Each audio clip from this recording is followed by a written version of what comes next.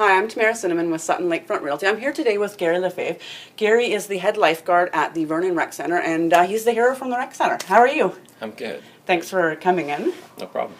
Perfect. So tell me, we might as well jump right into it. What do you do for the average person in a time of crisis? What do you do to keep yourself from full-on panicking? It mostly comes down to rehearsal, lots of practice, things like that. I know when I walk into a situation, I have a checklist in my head. Okay. And I visualize the checklist and I go through it step by step. You don't really think about what the situation is in front of you so much as what do I need to do next and how am I going to do it. So it takes sort of the panic of the real situation out of it. Right. So I guess you just get in there, and once you get going, it just kind of starts rolling. So how long have you been a lifeguard? I've been lifeguarding about 18 years now. Wow, that's fantastic. And where did you take your training?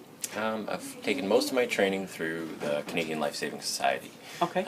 Different areas. I started in Langley, and I've taken courses all throughout the province. My last update was in Kamloops. So. Okay, excellent. And so how do you keep yourself up to date then? There's recertification process that you have to go through. So every 2 years we have to take the course, but we also have quarterly training at the pool. So as the head lifeguard, my job is to set up training sessions for our staff that we do 4 times a year. Okay. And you were speaking earlier about kind of lifeguard Olympics, or I don't know what you call them, but lifeguard competitions. Yeah, tell me a little bit about those. Yeah, well, in the summertime, quite often right through from about June to August, there's several competitions offered throughout the province. I have a good friend in Langley who runs one there annually. Quite often there's one in Kelowna and Coquitlam. And at this point, I'm in the judging phase where I go and I help set up the scenarios. Actually, last year we had the National Lifeguard Competition was held in Surrey, and I was one of the sim coordinators, so I had to play with all the toys and set up disasters. It was I can see. quite fun. I was going to say, I can see that there's a passion there for you for sure. So what do you recommend then for a workplace? I mean, I think, because right now, we're lucky we have somebody here with some qualifications, but some places don't, and, these things happen quick, and it can take a while for, a first responder to get here.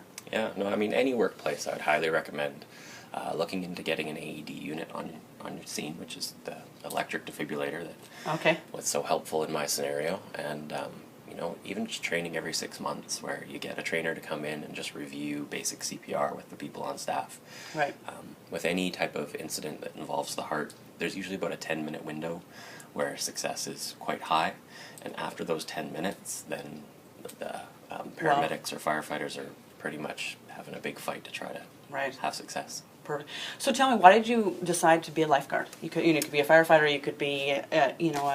Yeah, no, my training is definitely high enough. I could have gone into other industries, but with lifeguarding, it's more about prevention. It's, I see that 3-year-old kid heading towards the deep end. I can stop them from jumping in, as opposed to being the one who gets called to respond to a lifeless 3-year-old who's been underwater for 5 minutes. And now you have to try to bring them back from almost certain death. So you really are that first responder, or that pre-responder, maybe they call it. Yeah. No, excellent. Well, I think it's just phenomenal. I know it's pretty much a miracle you guys pulled out, a few weeks ago, and we really appreciate all you do. Yeah. Well, thank you very much. Yeah. Is there anything else you wanted to add? No. I'm glad to be here today. Perfect. Thank you so much, Gary. I really appreciate it.